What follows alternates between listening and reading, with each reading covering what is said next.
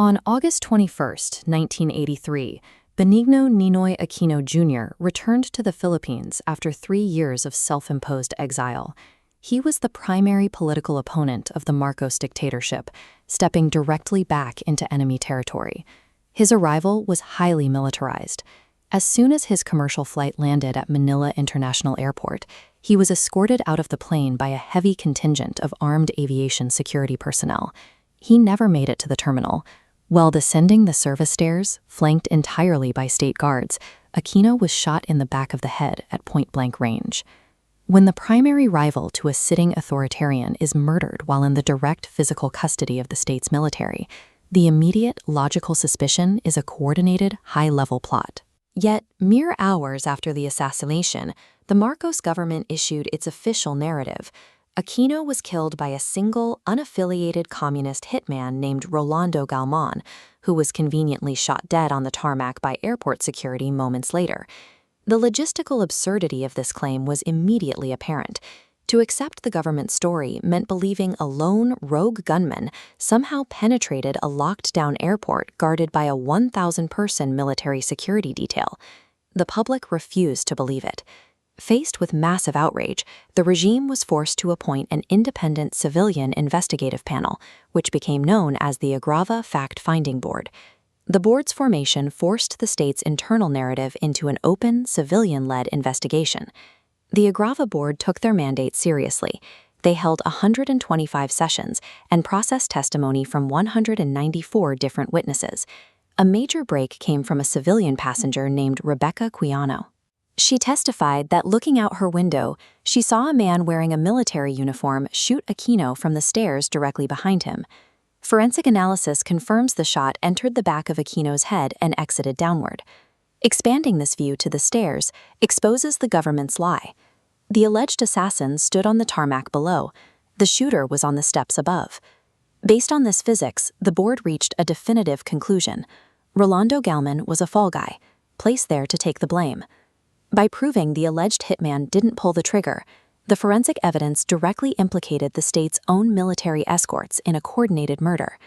The triggerman stationed directly behind Aquino on those stairs was an aviation security escort named Rogelio Moreno. Years later, a special court would convict Moreno and 15 other soldiers for the double murder. But this introduced a massive problem regarding the military chain of command. Low-level escorts do not autonomously decide to assassinate a high-profile international exile without direct orders from their superiors. The question was how high up the hierarchy those orders originated. This debate caused a historic fracture within the Agrava Board itself. The board's chairwoman issued a minority report that indicted the immediate head of aviation security, Brigadier General Luther Custodio. However, she stopped there, effectively protecting the absolute top brass. The other 4 members broke away and issued the explosive majority report. They indicted Custodio, but they went further, indicting the Armed Forces Chief of Staff, General Fabian Ver. This was a dangerous accusation. General Ver was Ferdinand Marcos's first cousin and his most trusted confidant. Indicting him directly threatened the absolute core of the dictatorship. The regime quickly mobilized its legal defenses. In 1985, a high court controlled by Marcos completely ignored the findings of the Agrava Majority Report. General Ver, along with 24 other military officials, were acquitted of all charges. He would never face a true reckoning. When the Marcos family fled to Hawaii in 1986, Ver went with them, eventually dying in exile before ever facing a final verdict. Because of this evasion, a historical vacuum remains. The state has never legally established the supreme authority who issued the assassination order, even after 2 subsequent presidencies held by Ninoy's own wife and son. The obvious primary suspects for authorizing a hit of this magnitude are President Marcos himself or a member of his absolute inner circle. Identifying the ultimate mastermind remains an impossible legal enigma because the justice system tasked with investigating the crime was operated by the primary suspects.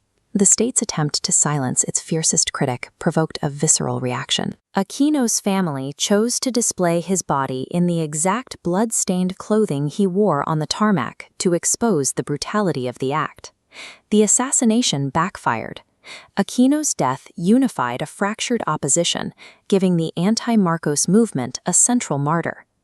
Millions of Filipinos poured into the streets for his funeral procession, an outpouring of grief and anger that the government could no longer contain. The blatant injustice of the murder, combined with the transparent cover-up that followed, served as a primary catalyst for the 1986 EDSA People Power Revolution. While the legal mastermind avoided prosecution, the brutal act itself completely collapsed the regime's remaining domestic and international credibility.